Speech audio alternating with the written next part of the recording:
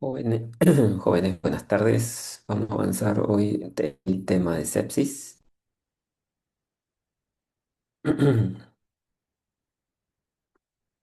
Ya, hoy vamos a hablar sobre sepsis y choque séptico. Ya, si bien la base bibliográfica que ustedes tienen con respecto a la materia es el tema del Tratado de Medicina Interna de Harrison, el tema o el punto de vista del manejo de la sepsis. Vamos a hacer una revisión de las guías de la campaña sobreviviendo a la sepsis que se han presentado desde el año 2016 al 2026. Más que todo esta parte acentuada al tema al segmento del tratamiento. ¿Ya? Entonces, el abordaje de este tema, sepsis y choque séptico, va a tener un bloque que va a ser el abordaje general, que va a estar basado principalmente en la bibliografía de Harrison y la parte de la actualización, diagnóstico y tratamiento, que va a estar más que todo basado en la campaña sobreviviendo a la sepsis y en una comparación entre esta con la bibliografía de Harrison. ¿Ya? La sepsis es un problema de salud global. ¿Ya? Eh, Básicamente son pacientes, por ejemplo, más de 700.000 pacientes o casos nuevos por año, ¿no? Una mortalidad de más de 200.000 pacientes por año y solamente referencias de Estados Unidos, ¿no? Y básicamente un tercio de estos casos ocurre en pacientes con enfermedad grave, ¿ya? En el contexto global hay que tomar en cuenta que la sepsis generalmente tiene mucha mayor incidencia en países con bajos recursos y en estos las infecciones bacterianas como causantes de sepsis son una causa importante de mortalidad infantil. Por otro lado, la alta incidencia y mortalidad de este síndrome va creciendo y ese crecimiento es directamente proporcional en relación al envejecimiento de la población, al aumento de la incidencia de las enfermedades crónicas, el aumento de la incidencia del VIH, la presencia de inmunosupresión terapéutica, como el uso crónico de corticoides y el uso extendido de dispositivos invasivos de manera innecesaria. ¿Ya? La, la evolución o la continuidad de la patología séptica la clasifica desde el punto de vista de Harrison en una fase que es SIRS, otra fase que es septicemia, la llamada septicemia o sepsis, que posteriormente prosigue con la septicemia grave y continúa con el choque séptico, tomando en cuenta de que el SIRS es atribuible justamente a aquellos pacientes que tienen compromiso de igual o más de dos criterios de compromiso sistémico, sepsis, que es aquel paciente que tiene septicemia en este caso, que es el paciente que tiene SIRS o respuesta inflamatoria sistémica, más una infección sospechada o demostrada, septicemia grave, que se consideraba a los pacientes que tenían sepsis más disfunción de órganos distales al foco infeccioso, y choque séptico, que era aquel paciente que tenía además inestabilidad hemodinámica con requerimiento de vasoactivos. ¿Ya? La terminología fue cambiando progresivamente. ¿Ya? Esta clasificación inicial fue aquella que se manejó hasta el 2021. ¿Ya?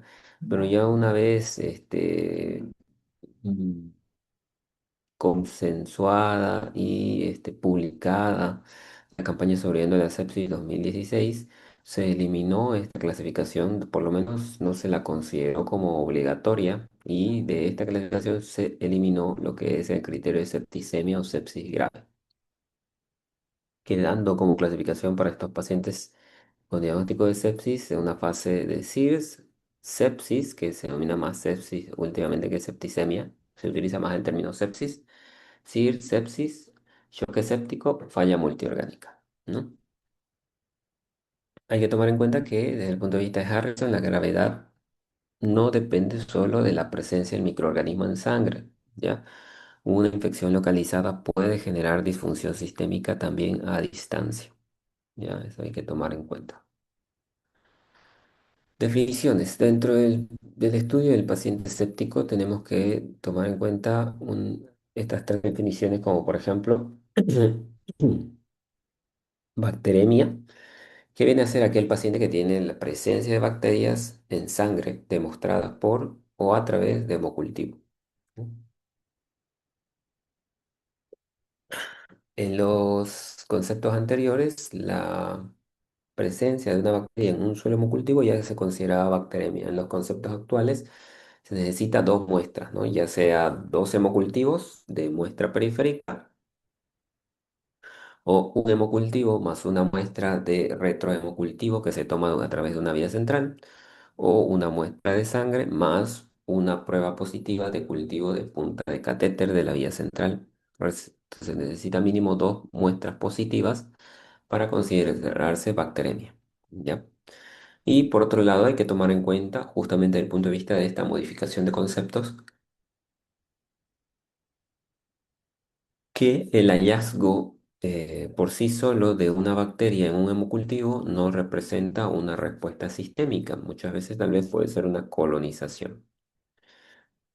Por otro lado, tenemos el tema del concepto, perdón, el concepto de sepsis, que viene a ser, la definición de sepsis viene a ser un paciente con SIRS, es decir, con respuesta inflamatoria sistémica, provocado por una infección microbiana, ya sea sospechada o demostrada. ¿Ya? La identificación microbiológica no siempre es indispensable, eso hay que tomar en cuenta, ya que hay cierto porcentaje de cultivos que pueden salir negativos y sin que eso implique que haya una ausencia de un proceso infeccioso. Y por otro lado, SIRS, que viene a ser la respuesta inflamatoria sistémica o una respuesta sistémica generalizada, que puede ser infecciosa o no infecciosa y que se define por la presencia de igual o más de dos criterios de compromiso fisiológico.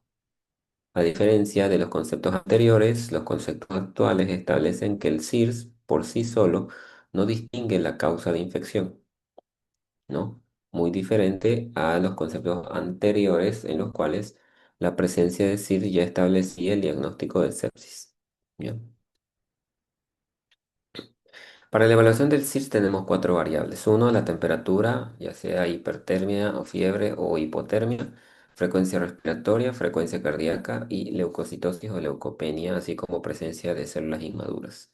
Para el diagnóstico de SIRS o para establecer que un paciente está en SIRS necesita al menos dos de esos cuatro criterios.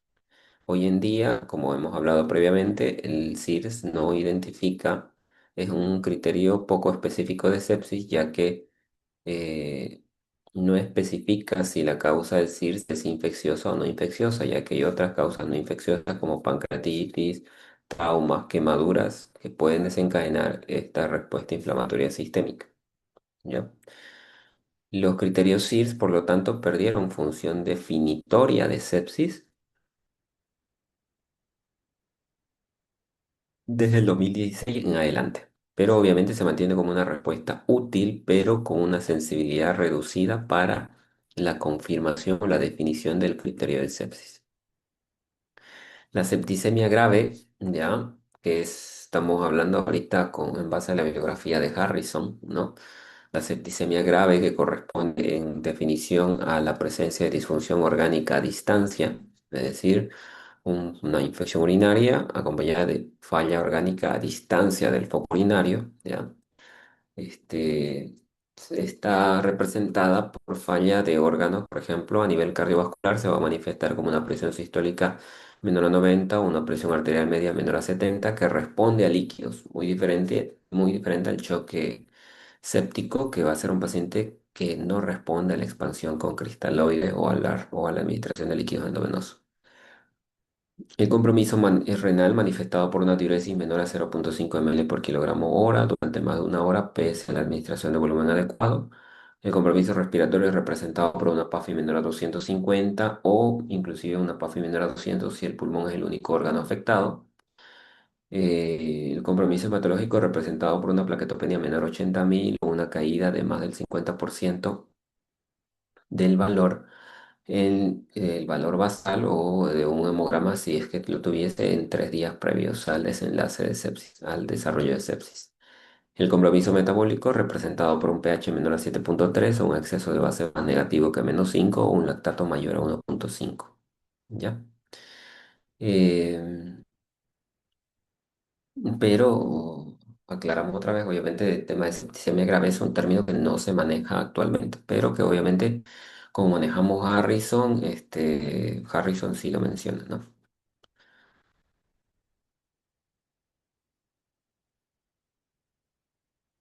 De entre los criterios diagnósticos, después del tema de hablar de SIR, sepsis y septicemia o sepsis grave, se maneja el término choque séptico. ¿Ya? Choque séptico viene a ser aquel paciente que tiene una presión sistólica menor a 90 o una caída de más de 40 milímetros de mercurio en relación a la basal por más de una hora, ¿ya? Y que no haya respondido a la expansión con cristaloide, es decir, que no haya respondido a la infusión de líquidos endovenosos y por lo tanto tiene necesidad de uso de vasopresores o vasoactivos para justamente lograr esa meta de presión sistólica mayor a 90 o presión arterial media mayor a 70. El choque persistente o choque refractario pues viene a ser aquel paciente que persiste hipotenso a pesar del uso de los vasopresores, ¿ya? Y el MOTS o síndrome de disfunción orgánica múltiple que corresponde justamente a compromiso de uno o más de un órgano eh, fuera del foco infeccioso inicial, ¿no? O sea, básicamente en síntesis, la falla multiorgánica corresponde a compromiso de más de dos órganos o sistemas. Por otro lado, tenemos otros dos conceptos como el PIRO, que corresponde a predisposición, infección, respuesta y disfunción orgánica, que corresponde a un sistema propuesto para clasificar subgrupos clínicos menos heterogéneos, ¿ya? Y el concepto CIRSI, que corresponde justamente a la insuficiencia córtico suprarrenal que pueden desarrollar estos pacientes en sepsis. Estos pacientes sépticos en choque séptico cursan con un déficit en la producción de corticoides, lo cual acentúa la enfermedad crítica. Y justamente en base a este concepto es que en los, en el manejo actual y en las definiciones actuales se considera justamente el uso de corticoides en el manejo del paciente séptico. ¿Para qué? Uno, para obviamente tratar este déficit y dos, porque los corticoides aumentan la sensibilidad del endotelio a los vasoactivos. Por un lado, entonces tenemos los conceptos manejados del 92 hasta el 2001, donde maneja sepsis como la suma de SIRS más infección sospechada o demostrada y la secuencia obligatoria de SIRS, sepsis, sepsis grave y choque séptico. ¿Ya? Y denomina o maneja a la disfunción orgánica como una etapa adicional, no como parte de la definición de sepsis. A diferencia de los conceptos actuales, o inclusive no tan actuales, sino desde el 2016 hasta el año actual, 2026, pues determina la sepsis como una disfunción orgánica potencialmente mortal por una respuesta desregulada del hospedador a un proceso infeccioso. Entonces es una respuesta exacerbada o una respuesta desregulada del paciente a un foco infeccioso. ¿Ya? Muy diferente a un paciente típico, ¿no? Extrahospitalario que está en la casa con una neumonía adquirida en la comunidad, que tiene una sintomatología respiratoria, pero que eso no conlleva a una falla orgánica, peor aún una falla orgánica distal. Muy diferente a la sepsis. Como va a haber una respuesta desregulada, pues esta respuesta desregulada inicialmente se va a manifestar con un paciente en mal estado general y posteriormente con compromiso orgánico distal. En los conceptos del 2016 en adelante, bueno, desaparece el término septicemia y sepsis grave, ¿ya? Toda sepsis implica ya compromiso orgánico. Y cuando este compromiso orgánico sobrepasa justamente compromiso de más de dos órganos o sistema, pasa a llamarse disfunción orgánica múltiple o falla multiorgánica que entraría ya dentro de las definiciones del ciclo o secuencia obligatoria de sepsis, que es SIRS, sepsis, choque séptico, falla multiorgánica. Por otro lado, ya la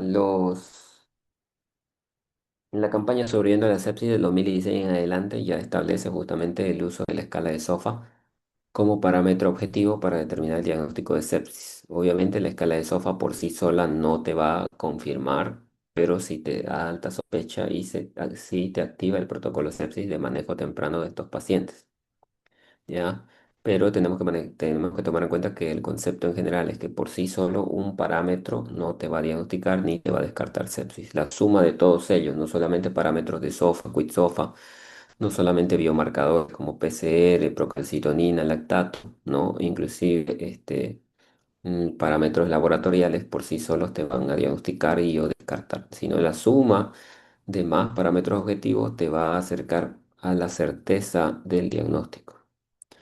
Desde el punto de vista del SOFA, pues se evalúa respuesta o compromiso respiratorio a través de la PAFI, compromiso de la coagulación a través del recuento plaquetario, compromiso hepático a través de los niveles de bilirruina sérica, el compromiso cardiovascular a través de la presión arterial media y el requerimiento que tenga o no el paciente de vasopresores, el compromiso neurológico de acuerdo a la escala de Glasgow y el compromiso renal de acuerdo a la creatinina y a la diuresis. Un incremento de o un puntaje en la escala de SOFA igual o mayor a 2, pues es un criterio para diagnóstico de sepsis. ¿Ya? En relación al basal, obviamente, ¿no? Ahora hay que tomar en cuenta que tal vez el paciente viene con una falla orgánica previa, ¿no? Por alguna patología de base, pues tendría que haber un aumento de la escala de SOFA en relación al basal tomando en cuenta la patología de base del paciente, ¿no? Porque, por ejemplo, por ahí el paciente ya viene con un SOFA de un punto por compromiso renal, pues entonces el diagnóstico para ese paciente, para sospecha de sepsis, tendrá que ser un SOFA de 3 o más de 3, ¿no? Porque ya viene con un punto adicional por la falla renal previa que tenía el paciente antes del proceso séptico. Hay que tomar en cuenta que para la evaluación del SOFA se necesitaba no solamente valoración clínica, sino también exámenes complementarios que obviamente demoraban en procesar. Y bajo la premisa de que el paciente con sepsis se debe tratar inmediatamente, pues el esperar los exámenes complementarios retrasaba ese tratamiento temprano y oportuno. Por lo tanto, salió el criterio de QuickSOFA que evaluaba justamente el probable diagnóstico que tenía el paciente de sepsis en base a tres variables clínicas que se podían medir inmediatamente y en la cama del paciente, ¿no? Uno era la frecuencia respiratoria mayor a 22 respiraciones por minuto, otro era la presión arterial sistólica menor a 90 y alteración del estado mental. La presencia de dos criterios como mínimo y más aún tres daba mayor riesgo de mortalidad y mayor riesgo de necesitar cuidados intensivos, por lo tanto, alta probabilidad de diagnóstico de sepsis. ¿Ya? La sensibilidad del QuickSOFA como método aislado de detección precoz es insuficiente. Entonces, el QuickSOFA por sí solo es insuficiente para el diagnóstico precoz del paciente séptico. Sin embargo, si estoy, por ejemplo, en una atención primaria, donde no tengo exámenes complementarios a simple vista, pues la escala de Quitsofa por sí sola pues va a ser bastante útil porque ya me va a dar alta sospecha de sepsis para que yo inicie el tratamiento oportuno de este paciente y en el momento necesario pues lo derive a un nivel de mayor complejidad. Ya la guía 2021, bueno, desaconsejó la escala de Quitsofa como única herramienta para diagnóstico de sepsis y ya para el 2026 tenemos varias escalas, además del Quizsofa y el SOFA, tenemos la escala del News, el News 2, el Muse y obviamente sumado a eso, siempre para complementar la escala del SILS, ¿ya? La suma de todos ellos pues nos permiten evaluar el estado general del paciente, el riesgo de descompensarse, el pronóstico también, así como la mortalidad, ¿ya? Pero ojo, obviamente la escala de Quitsofa no es que no sirva, sino que, bueno, conserva su valor pronóstico, pero por sí sola no me va a excluir sepsis. ¿Ya? Para que luego hagan un repaso, bueno, la escala de Quitsofa evalúa entonces el compromiso del paciente de acuerdo al compromiso respiratorio, coagulación, hepático, cardiovascular, neurológico y renal. Tiene un puntaje mínimo de 0 y un puntaje máximo de 24. A mayor puntaje, pues mayor grado de disfunción orgánica y mayor mortalidad. Para el punto de vista del diagnóstico de sepsis necesitan un puntaje de SOFA igual o mayor a 2. Para el quit SOFA solamente parámetros clínicos, frecuencia respiratoria mayor a 22, presión arterial sistólica menor a 90 o menor a 100 y alteración del estado mental. Un puntaje menor de 0, un puntaje mayor de 3 y necesitan solo un quit SOFA de 2 o más para alto riesgo de diagnóstico de sepsis, ¿no? Así, alta probabilidad de paciente con diagnóstico de sepsis, ¿no? Entonces, no solamente la escala de SOFA y de Quit SOFA no solamente me ayudan a identificar al paciente séptico, sino que también me determinan riesgo de descompensación, compromiso, grado de compromiso orgánico y mortalidad.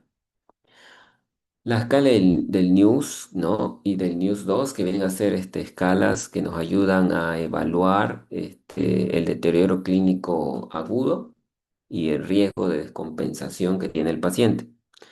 La escala del NEWS y del NEWS 2 son básicamente las mismas, ¿no? Evalúan justamente los signos fisiológicos y la alteración de dichos signos fisiológicos. Por otro lado, el News 2 ya básicamente viene a ser un News 1, pero en el cual se introduce dentro de la evaluación respiratoria la determinación de la saturación de oxígeno, así como también permite una mejor evaluación de la parte respiratoria y de la parte cognitiva o de la parte neurológica. ¿Ya? Ambas sirven para detectar de forma precoz el deterioro clínico, identificar pacientes que necesitan vigilancia estrecha, es decir, seguramente aquellos pacientes que necesitan UCI o UTI, nos ayudan a guiar el resto de las escalas para complementar el diagnóstico de sepsis y de esta manera pues favorece decisiones tempranas oportunas, principalmente en urgencias y hospitalización, ¿no? Así como el diagnóstico obviamente de sepsis. Y aquí tenemos, ¿no? La escala del NEWS, por ejemplo, evalúa el compromiso respiratorio a través de la frecuencia respiratoria, saturación de oxígeno, ¿no? Obviamente modificado en los pacientes de POC y el requerimiento de oxigenoterapia. Así como también evalúa la presión arterial sistólica, la frecuencia cardíaca, el nivel de conciencia y la temperatura. De acuerdo a eso, la escala pues tiene un puntaje de News de 0 a 2, pues me da un bajo riesgo de descompensación o riesgo clínico de este paciente. Un puntaje de 3 a 4 me da un riesgo bajo a medio, un puntaje de 5 a 6 me da un riesgo medio y un puntaje mayor a 7 me da un riesgo alto de descompensación de ese paciente y me está diciendo que ese paciente tiene alta probabilidad de diagnóstico de sepsis, alto riesgo de descompensación, alto riesgo de falla orgánica y por lo tanto alto riesgo de mortalidad. La escala del Muse, que viene a ser una escala del Muse modificada, ya ayuda a la detección precoz del deterioro fisiológico, igual a las escalas del Muse. Identifican pacientes con alto riesgo de descompensación, nos ayudan a priorizar el tema de a qué pacientes necesitan vigilancia estrecha y reevaluación continua. Determina justamente este riesgo de descompensación en base a la evaluación de la frecuencia respiratoria, frecuencia cardíaca, presión arterial sistólica, temperatura, ¿no? El puntaje de la escala del Muse va de 0 a 2 para aquel paciente con bajo riesgo de descompensación, puntaje de 3 a 4 para aquel paciente que tiene riesgo intermedio y por lo tanto necesita una reevaluación y aumentar la monitorización, y un puntaje igual o mayor a 5 como parámetro para aquel paciente que tiene alto riesgo de descompensación y por lo tanto se requiere la valoración de la respuesta urgente y el manejo en una unidad cerrada, ¿no? Y la escala del CIRS, justamente que determina la presencia o no de síndrome de respuesta inflamatoria sistémica a través de la evaluación de la temperatura mayor a 38, menor a 36 con un punto, frecuencia cardíaca mayor a 90 latidos por minuto con un punto, frecuencia respiratoria mayor a 20 respiraciones por minuto, PCO2 menor a 32 como un punto, y recuento de leucocitos. Leucocitos sin mayor a 12 o leucopenia menor a 4000 o presencia de células inmaduras en más del 10% como un punto. Ya. Otro criterio opcional, pues no se considera en el CIRS clásico en el caso del uso del quit-SOFA, ¿no? Hay que tomar en cuenta eso. Puntaje de 0 a un punto, pues se cataloga como no CIRS y por lo tanto bajo riesgo de sepsis. Un puntaje de CIRS igual o mayor a 2, pues se cataloga como CIRS presente y por lo tanto considerar sepsis.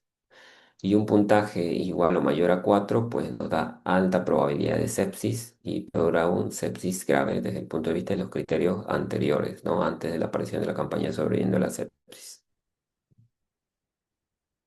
Por lo tanto, hay que tomar en cuenta que el CIRS por sí solo no confirma sepsis, debe interpretarse de manera conjunta con la medición de la escala de SOFA, lactato, cultivo, otros biomarcadores y las escalas que hemos mencionado previamente como el NEWS, el NEWS 2 y el NEWS. El perfil microbiológico desde el punto de vista de la sepsis grave, según la bibliografía de Harrison, pues nos menciona, por ejemplo, que en el 40% de los casos los gérmenes identificados en un paciente séptico son gram negativos, en el 31% de los casos los gérmenes identificados en el paciente con sepsis grave son gram positivos, en el 16% de los casos corresponde a rescate polimicrobiano y el 6% de los casos a hongos. ¿Ya?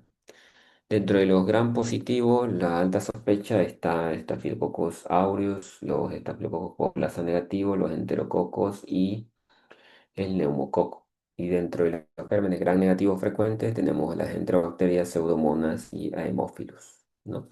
Sin embargo, con el pasar de los años y los criterios actuales hemos visto que la frecuencia de gérmenes o la incidencia de gérmenes gram positivos, gram negativos, inclusive entre microorganismos entre sí, como bacterias, virus u hongos, es bastante variable de acuerdo a si es intra o extrahospitalario, y dentro del intrahospitalario es muy diferente muchas veces entre una y otra institución. Y hay que tomar en cuenta que un tercio de los casos, pacientes con cuadro clínico compatible de sepsis y peor aún de sepsis grave, pueden tener cultivos negativos. Por lo tanto, los cultivos negativos por sí solos tampoco nos excluyen causa infecciosa si es que el paciente tiene los otros criterios con sospecha de sepsis. Para determinar la estrategia microbiana, pues tenemos que también evaluar cuál es la sospecha de foco infeccioso y cuál es la sospecha de gérmenes probables. Entonces, dentro de la sospecha de gérmenes probables, además de los gérmenes comunes, pues tenemos que tomar en cuenta descartar gérmenes oportunistas. Generalmente van a ser aquellos gérmenes exógenos que producen un componente, un proceso infeccioso en el paciente, secundario a la alteración justamente del sistema inmunológico. Por eso son oportunistas, porque aprovechan el descenso de las barreras inmunológicas del cuerpo, ¿no? Pueden estar asociadas ya sea por exposición prolongada al germen o por la presencia de dispositivos, ¿no? Dispositivos invasivos, ya sea catéteres intravasculares, obstrucción, drenajes obstruidos, ¿no?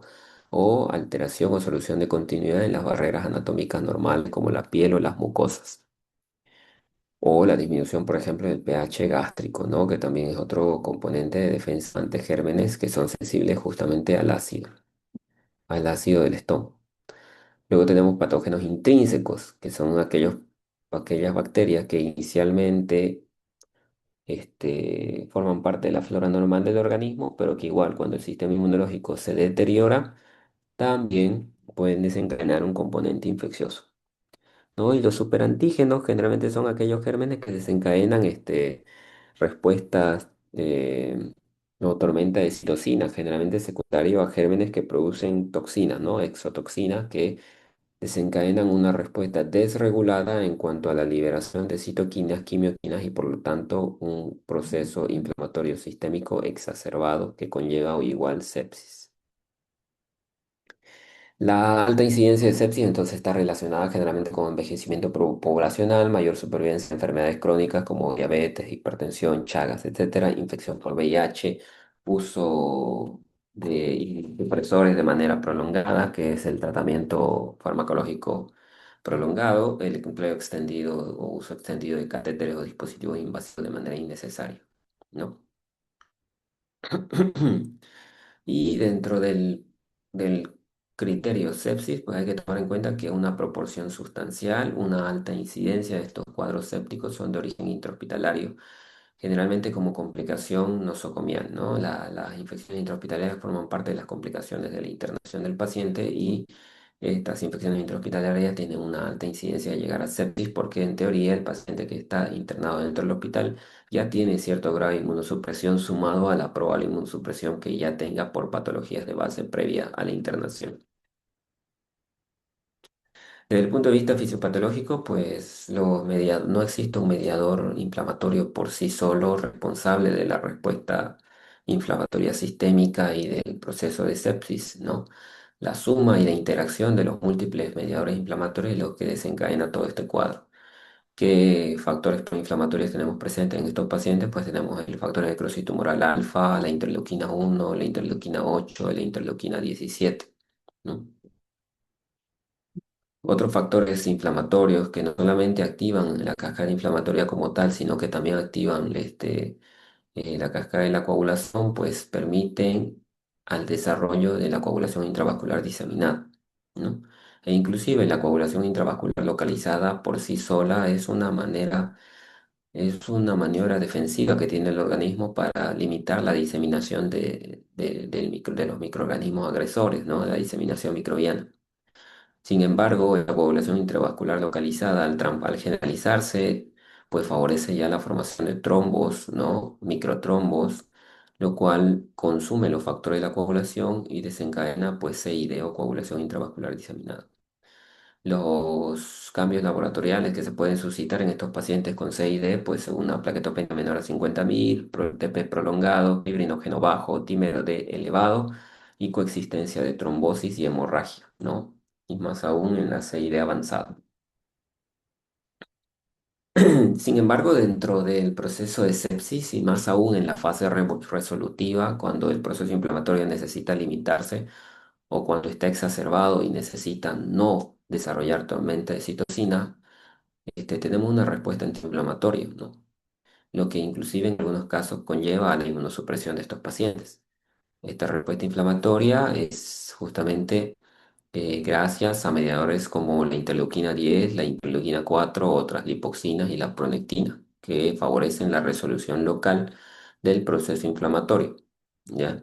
El cortisol, la adrenalina, las prostaglandinas E2 y la interleuquina 10, por ejemplo, reprograman los monocitos y otro tipo de células blancas y de esa manera reducen el factor de necrosis tumoral, ¿no? Y por otro lado, se desarrolla una hiporreactividad leucocitaria sostenida y apoptosis de células blancas como linfocitos B, linfocitos TCD4 y células dendríticas que conlleva a inmunosupresión, ¿no?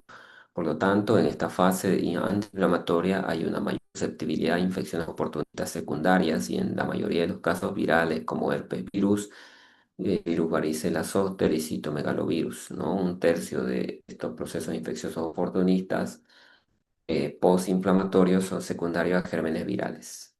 ¿Ya?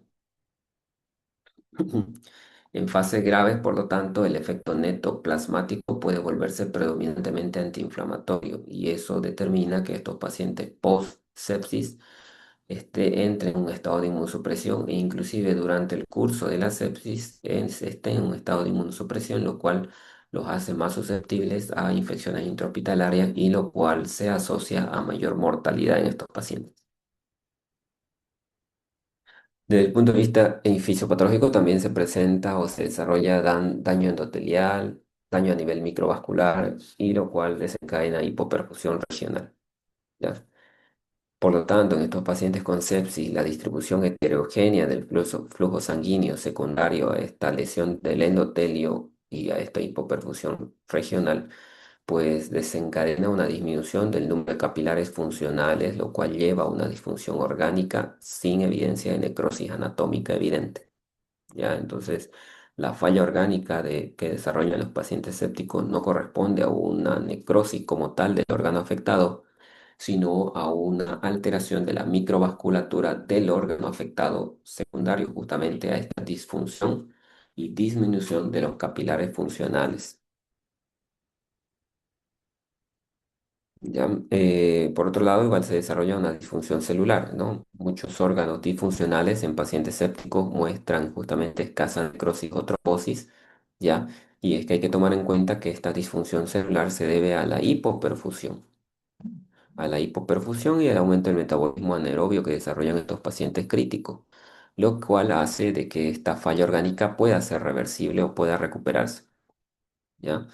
Por lo tanto, la disfunción orgánica en el paciente séptico es predominantemente bioquímica y funcional, lo cual hace de que sea una destrucción anatómica reversible, ¿no? No así una destrucción anatómica irreversible, siempre y cuando obviamente se haga un tratamiento, un diagnóstico y tratamiento temprano y oportuno, ¿ya? Desde el punto de vista del shock escéptico, que corresponde justamente al paciente con sepsis más inestabilidad hemodinámica y dependencia de vasoactivos, pues tenemos en esta fase del shock escéptico una fase hipodinámica que es la fase inicial en la cual el paciente tiene disminución del aporte de oxígeno asociado a la hipovolemia por el aumento de la permeabilidad vascular, gasto cardíaco reducido, aumento del lactato y saturación venosa central de oxígeno baja. ¿Ya?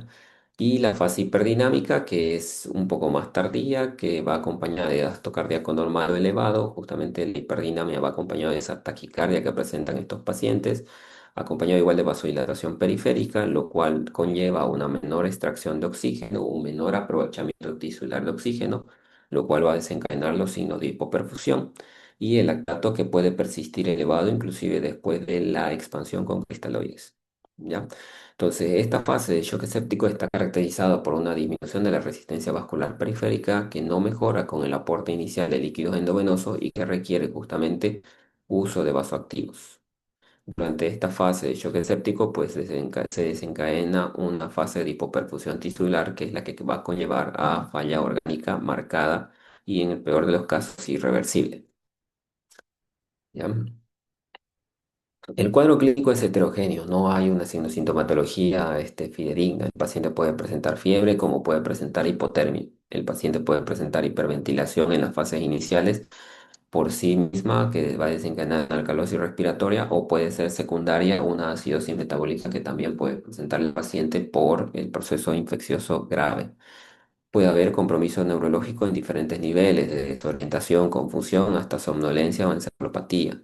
Y puede haber hipotensión asociada a coagulación intravascular diseminada, lo cual va a desencadenar acorocianosis, isquemia distal e inclusive, en el peor de los casos, necrosis de los dedos. ¿Ya?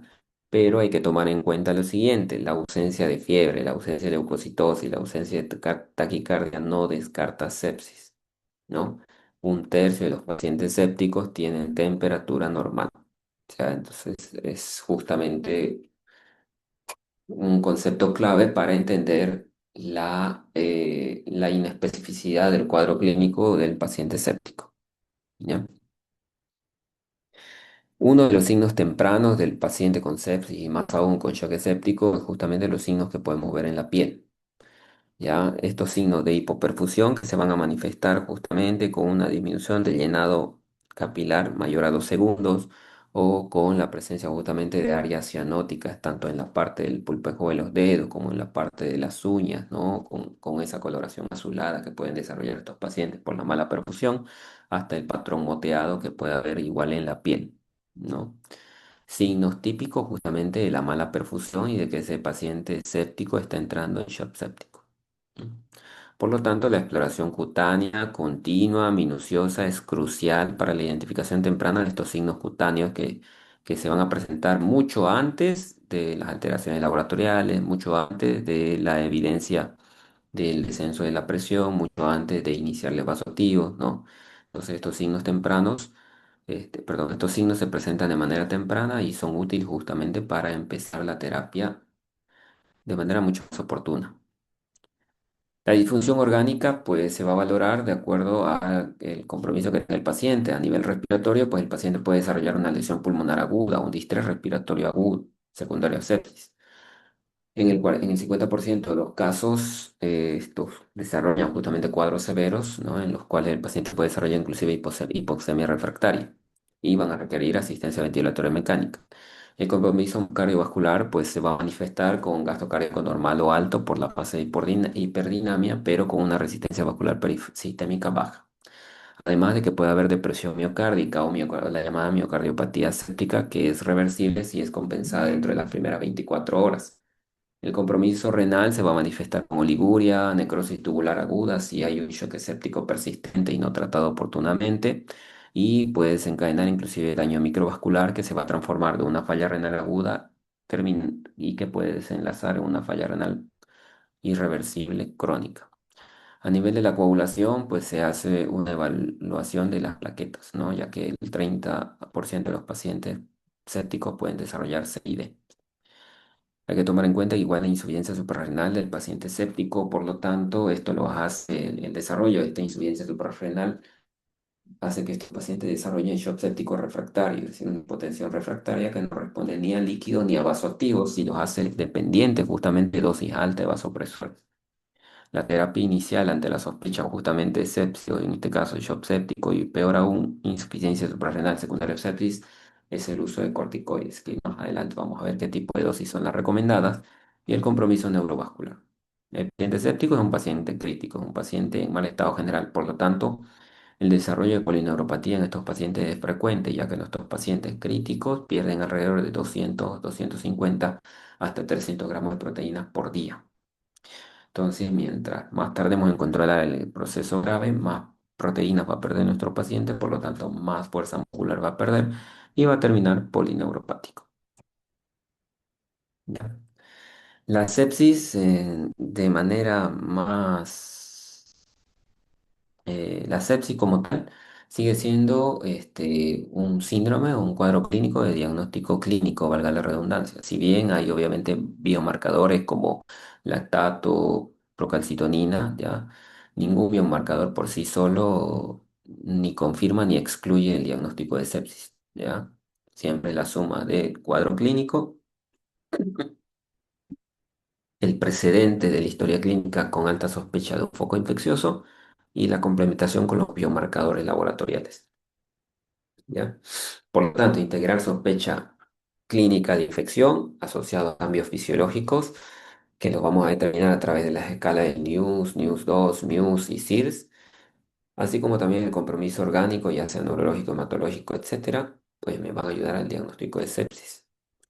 La presencia de dos o más hemocultivos con venopunciones distintas me ayuda a la parte de la confirmación del germen, ya para permitir que esa terapia antimicrobiana empírica que vamos a usar inicialmente se transforme en una antibiótico terapia específica. Y justamente la toma de estos hemocultivos no nos debe retrasar el inicio del tratamiento antibiótico. La toma del cultivo debe ser de manera temprana e inmediata. No podemos estar esperando 1, 2, 3 horas hasta que vengan a tomar la muestra. Si es necesario y con las medidas adecuadas, nosotros podemos tomar la muestra de los hemocultivos, obviamente con el material adecuado. ¿Ya? Y siempre descartar las causas no infecciosas del paciente en SIRS, descartar que ese SIRS no sea secundaria a pancreatitis, TEP, IAN, taponamiento, anafilaxia, toxinas farmacológicas, entre otras. Ingresamos a la parte del manejo. Desde el punto de vista del manejo, pues entra la parte de actualización médica, que es algo que ustedes deben tienen que empezar a manejar desde hoy día hasta el último día que ejerzan, ¿no? Porque la medicina o información que manejamos en la parte de la medicina va cambiando constantemente. Y los criterios y definiciones igual muchas veces van cambiando constantemente, por lo tanto tenemos que estar actualizados no solamente en las clasificaciones diagnósticas, sino en el manejo. Y para esta actualización vamos a basarnos en la campaña Sobreviviendo la Sepsis, que tenemos cuatro actualizaciones, una la del 2016, otra la del 2018, luego la del 2021 y la del 2026. ¿Ya? En el 2016 se adopta ya el criterio sepsis 3, a través del cual se dice o se estipula que la sepsis pasa por estas tres fases básicas, que es sepsis, shock séptico y falla multiorgánica, ¿no? Se descarta el criterio de sepsis grave o septicemia grave y se empieza a usar la escala de SOFA y QIS-SOFA para el diagnóstico de sepsis. Para el 2018 ya se empieza a usar el criterio o el concepto de la hora de oro, ¿ya? A través de los bundles, ¿no? O protocolos de manejo. Se establece el criterio de la hora de oro para el diagnóstico precoz y el tratamiento inicial del paciente con sepsis. Para el 2021 se estipula que hay que tener mayor prudencia diagnóstica, ¿no? No diagnosticar a todos con sepsis, ¿no? Y paciente con fiebre, sepsis, paciente con leucocitosis, sepsis. Entonces, en los criterios de 2021 estipula mayor prudencia diagnóstica, ¿ya? Así como también acentúa el uso de los cristaloides balanceados y sugiere no usarlos de manera indiscriminada. Por lo tanto, se añade también las medidas dinámicas, ¿no? El tema de las delta CO2, el uso de ecografía en el paciente para evaluar el tema de la presencia de tercer espacio y respuesta a líquidos, ¿no?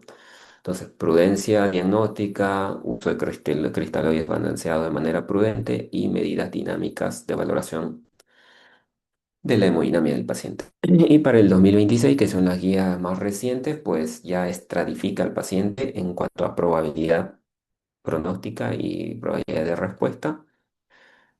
Acentúa un poco el tema de la clasificación y más que todo acentúa los conceptos de recuperación y post-salud. ¿Ya?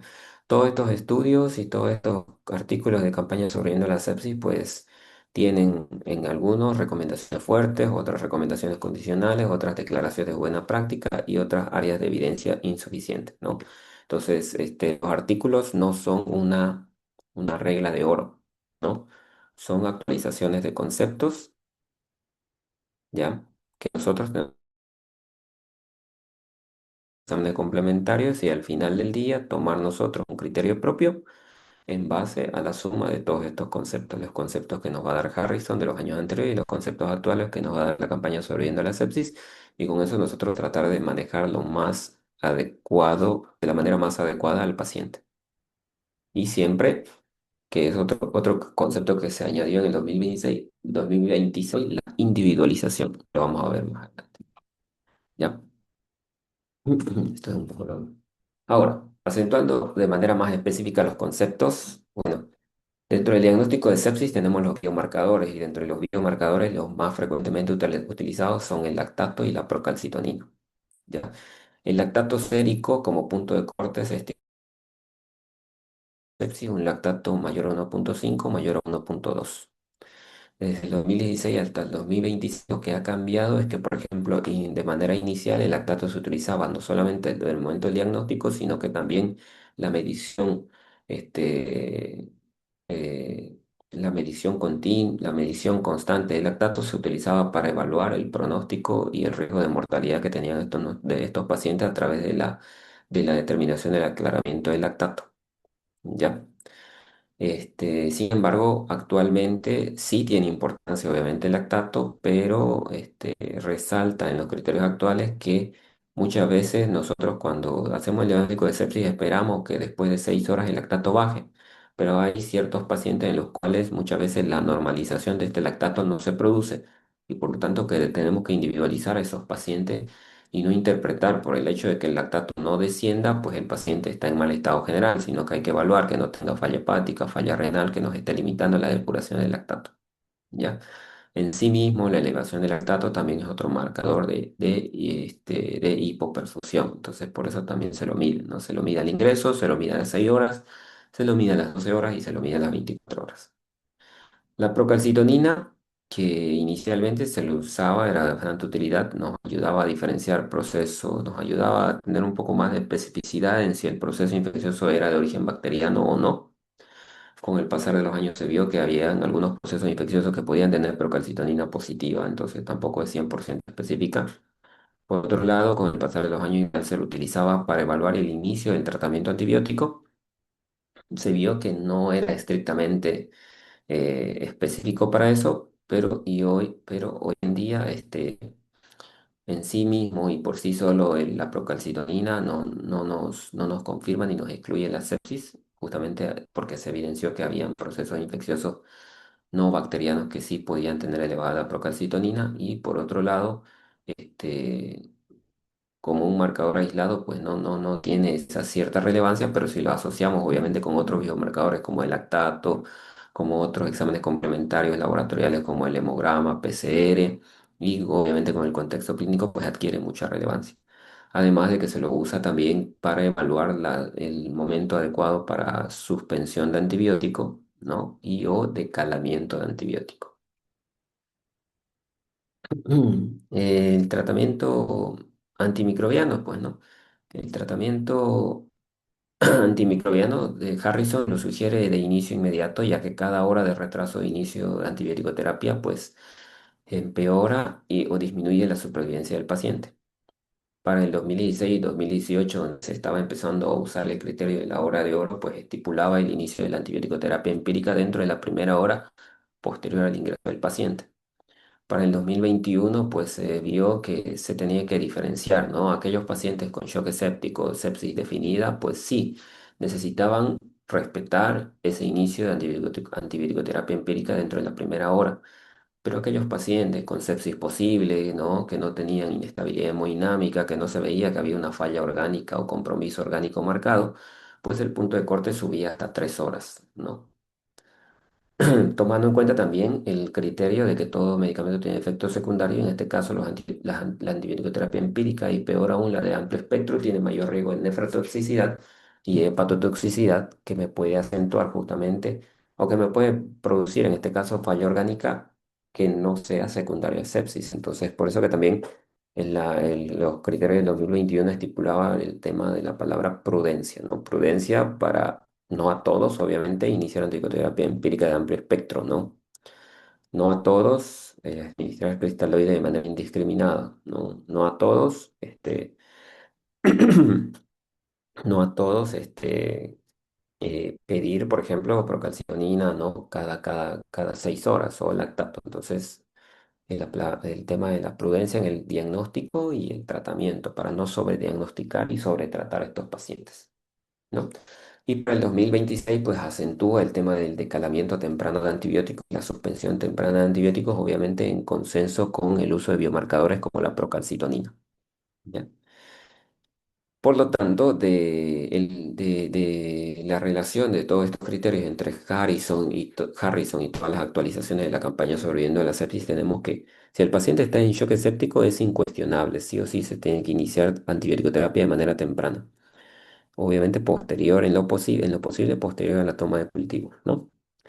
Y desde el punto de vista de la sepsis como tal, pues estipula el consenso de todos estos criterios, estipula de que la hora de oro no es para todos, ¿no? Sino para aquellos pacientes con shock séptico, con sepsis confirmada o definida, pero para aquellos pacientes con sepsis probable o posible y que no tengan falla orgánica, y que no estén en mal estado general, pues no necesariamente tienen que entrar dentro de este grupo de la hora de oro y tal vez ser un poco más prudentes y tratar de sumar la mayor cantidad de parámetros clínicos y laboratoriales para confirmar en lo posible ese diagnóstico de sepsis.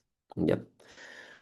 Desde el punto de vista de la antibiótico-terapia empírica, igual, de manera indiscriminada se utilizaba antibiótico-terapia empírica, por ejemplo, a todos con gran positivo, o estos criterios sugieren que la cobertura, por ejemplo, para estafilococo meticilino resistente solamente se inicia o se sugiere iniciar para aquellos pacientes que tienen riesgo justamente de estafilococo meticilino resistente, como aquellos pacientes que ya hayan recibido penicilina o oncomicina previamente o que hayan estado internados previamente en un ambiente intrahospitalario. Y sugiere que la doble cobertura antibiótica para gran negativo no es para todos, está reservado solamente para aquellos pacientes con alto riesgo de multiresistencia, es decir, aquellos pacientes que estén con internación prolongada, con uso de dispositivos prolongados o que ya hayan cursado con una infección intrahospitalaria y hayan pasado por esta. Y la del 2026, volvemos a decir, pues sugiere de manera importante el tema del decalamiento, valoración diaria del decalamiento de antibióticos. Obviamente en base a la evolución del paciente. Si el paciente no evoluciona favorablemente, pues obviamente no se va a decalar el antibiótico. El manejo de líquidos, ¿no? Harrison, por ejemplo, sugiere 1 a 2 litros de solución salina, administrados en 1 a 2 horas y toma como meta la presión venosa central, ¿no? Una meta de PVC de 8 a 12 y una diuresis de más de 0,5 ml por kilogramo por hora. Mm, Para el 2016, pues se establece un punto de corte un poco más específico en base al peso del paciente, ¿no? La reanimación guiada por peso en base a 30 pesos administrados en las 3 primeras horas de internación como una recomendación fuerte en pro de que de lograr una meta de presión arterial media mayor a 65 y de evitar el uso de vasoactivos. Por otro lado, ya para los bundles del 2028 mantiene el punto de corte de 30 ml por kilogramo siempre y cuando el paciente esté hipotenso, es decir, no a todos, sino a los pacientes hipotensos y que tengan lactato mayor a 4 y que debe iniciarse la reanimación hídrica dentro de la primera hora y reevaluarse justamente dentro de la primera hora para valorar el uso de vasoactivos en pro de que el paciente no esté mucho tiempo hipotenso, ¿no? El primero era 3 horas, entonces el paciente podía estar hasta 3 horas hipotenso según esos criterios y 3 horas hipotenso el paciente en mayor riesgo de falla orgánica.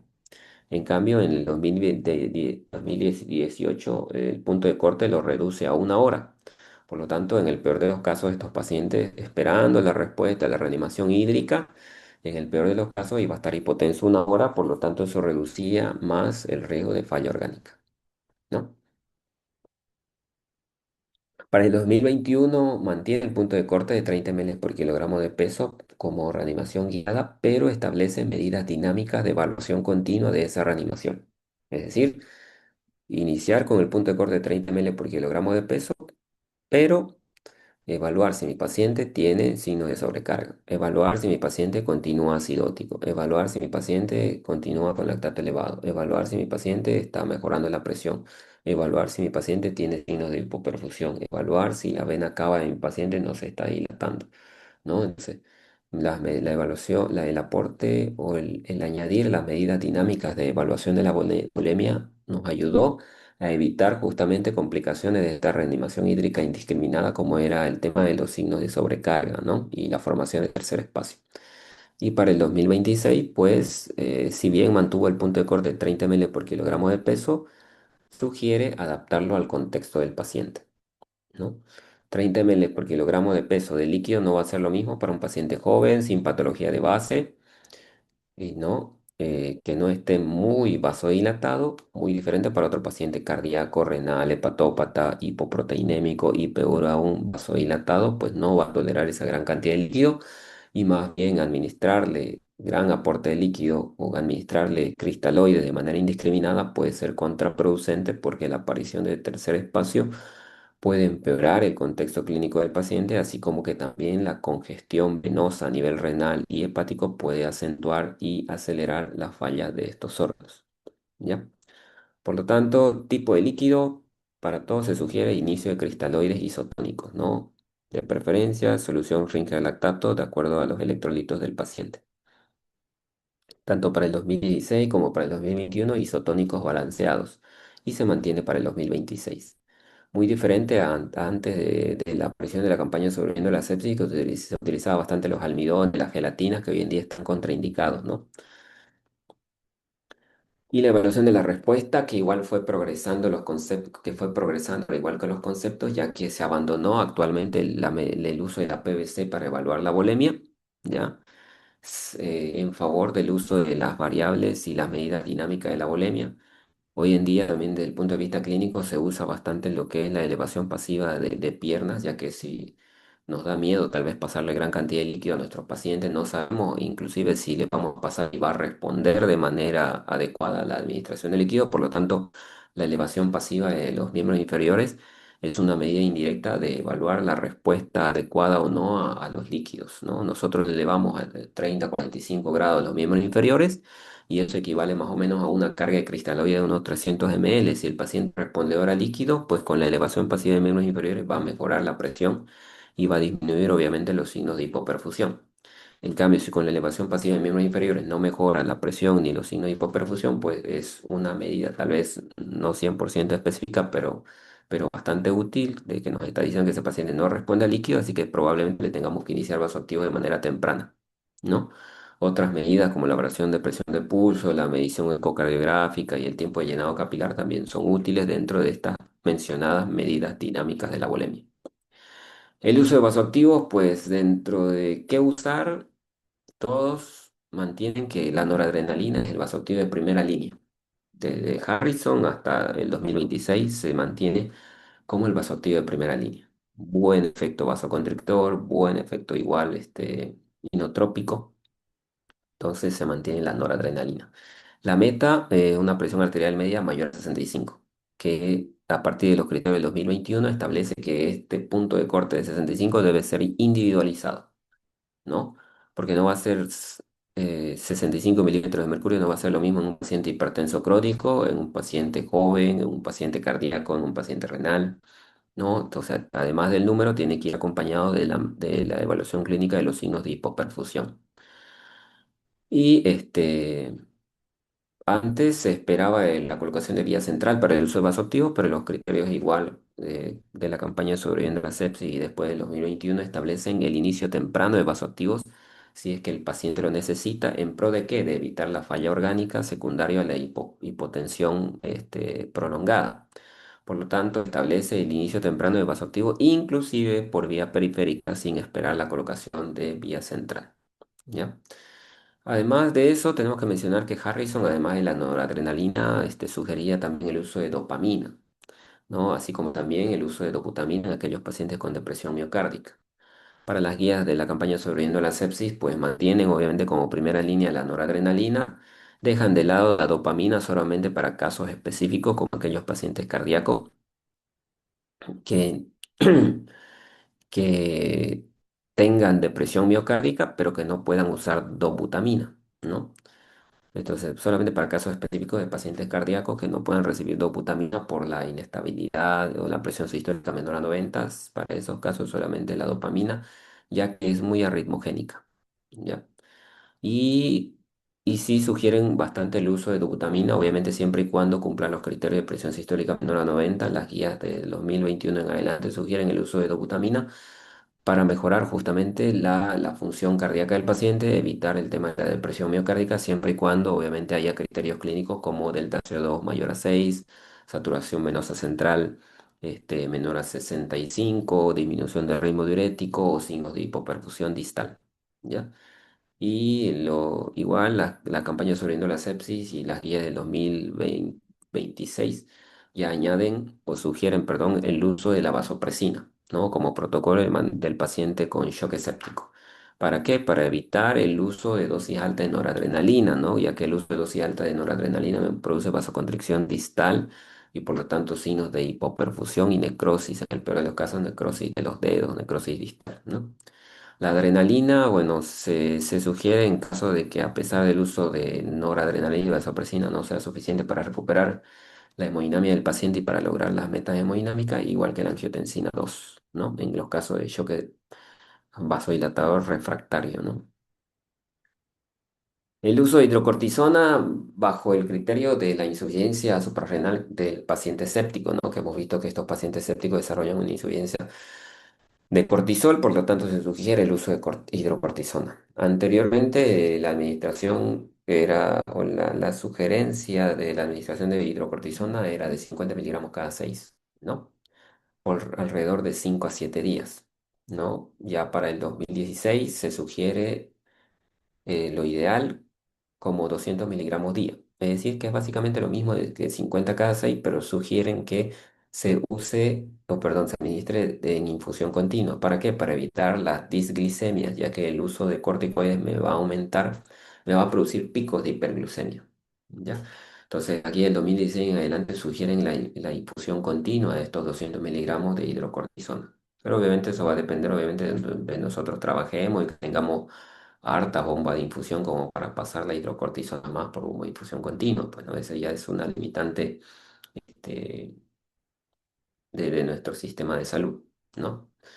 El beneficio del hidrocortisona, y bueno, ese criterio se mantiene de 2016 en adelante, ¿no? El beneficio de la hidrocortisona y de los corticoides, pues es que aumenta la sensibilidad del endotelio a los vasoactivos, ¿no? Y el tiempo de uso, pues se sugiere, a diferencia de Harrison, que nos sugería 5 a 7 días, los corticoides se sugieren que se use mientras el paciente esté en uso de vasoactivo, es decir, mientras esté bajo uso de noradrenalina. Una vez se suspende la noradrenalina, se suspenden los corticoides. El control del foco, pues el control del foco para todos en realidad es inmediato, ¿no? El punto de corte puede variar, pero la sugerencia clínica siempre ha sido el control inmediato del foco. Identificación del foco y control del foco inmediato. Las guías del 2016 al 2021 establecen un punto de corte de sugerencia de controlar el foco dentro de las primeras 6 a 12 horas, por ejemplo, ¿no? Pero obviamente eso va a depender de que se encuentre primero el foco, si es un absceso, ¿no? Si hay que entrar a una laparotomía exploratoria, si hay que hacer un drenaje de vía biliar, si hay que hacer una punción lumbar, si hay que hacer una colocación de una derivación ventricular externa, ¿no? Va a depender del procedimiento a realizar y del estado clínico del paciente, porque si necesita un procedimiento invasivo y la inestabilidad del paciente nos impide trasladarlo al quirófano, pues puede ser una limitante que va a retrasar la conducta quirúrgica. Por eso es importante el diagnóstico temprano del paciente séptico para así evitar que entre en shock séptico y nos permita que el paciente esté en condiciones de que se le pueda realizar el procedimiento invasivo que sea necesario. ¿Ya? Los pilares desde el punto de vista de la estabilización del paciente, de las guías sobre la sepsis de 2016 hasta 2026, pues en aquellos pacientes que tengan falla respiratoria sugieren ventilación protectora, ¿no? Manejo de asistencia ventilatoria mecánica. Los pacientes que entren en nefropatía séptica, que no se puede revertir entre las primeras horas y que me puede impedir la evolución favorable del paciente séptico a pesar del control del foco, pues sugieren el inicio de terapia de reemplazo renal temprano y el uso de transfusiones, la transfusión restrictiva, ¿no? Para el paciente séptico, el punto de corte de transfusión, por ejemplo, el paquete globular, es con una hemoglobina igual o menor a 7, pero que en condiciones especiales el punto de corte puede subir, por ejemplo, para aquellos pacientes con distrés respiratorio, pacientes cardíacos agudos, neurológicos agudos, el punto de corte es de 9, ¿no? Hemoglobina menor a 9, en esos criterios específicos se realiza transfusión, ¿no? ¿En pro de qué? De no transfundir de manera temprana al paciente y de manera innecesaria, ya que esas transfusiones pueden aumentar los signos de sobrecarga y empeorar el estado y el pronóstico del paciente. Bueno, un resumen, una tabla donde me muestra todo lo que hemos mencionado previamente y la comparación entre los criterios de 2016 a 2026 y el mensaje central, ¿ya? No memorizar al paciente, individualizarlo, ¿no? No todos los pacientes van a responder de manera adecuada a el uso indiscriminado de cristaloides. No todos los pacientes van a tolerar mucho tiempo estar hipotensos. No todos los pacientes van a tolerar el uso indiscriminado de antibiótico de terapia de amplio espectro. No todos los pacientes se tienen que tratar bajo la hora de oro. Entonces, la individualización es el concepto principal que debemos llevarnos a la casa, no solamente para el paciente escéptico, sino también para todos los pacientes. ¿Ya? Bueno, eso sería por ahora. Este, y posteriormente les estaré enviando la grabación de la siguiente clase. ¿Ya?